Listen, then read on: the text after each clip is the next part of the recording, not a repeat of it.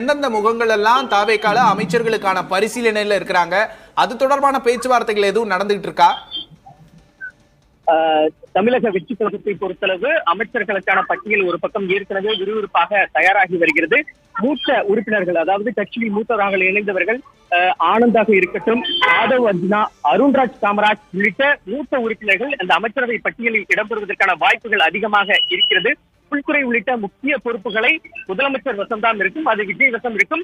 கல்வித்துறை, அதாவது செங்கோட்டையனாக இருக்கட்டும் உள்ளிட்ட மூத்த அமைச்சர்கள் உறுப்பினர்கள் அடங்கிய அந்த விரிவான அமைச்சர்கள் பட்டியலை இவர்கள் தரப்பில் ஏற்கனவே விறுவிறுப்பாக தயாரிக்கப்பட்டு இருக்கிறது. அதற்கான விவரங்கள் இன்று மாலைக்குள் அதிகாரப்பூர்வமாக தெரியவரும் என்று எதிர்பார்க்கப்படுகிறது.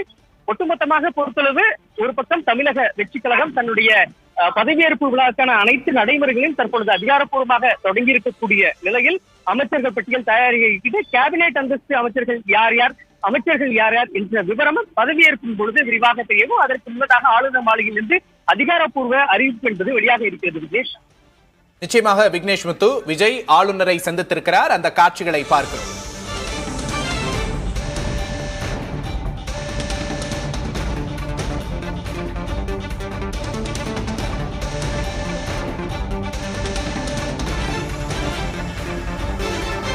ஆளுநரோடு விஜய் சந்தித்திருக்கிறார். அந்த காட்சிகளை பார்க்கிறோம்.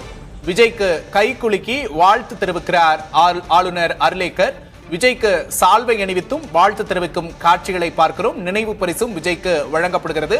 விஜயோடு செங்கோட்டையன், புசி ஆனந்த் மற்றும் ஆதவ் அர்ஜுனா ஆகிய முக்கிய தாவேகா நிர்வாகிகள் உடன் சென்றிருக்கிறார்கள்.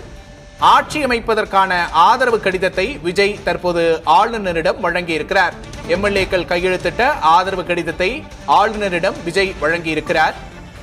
காங்கிரஸ் எம்எல்ஏக்களின் கடிதத்தையும் விஜய் ஆளுநரிடம் வழங்குவார் என்று எதிர்பார்க்கப்படுகிறது.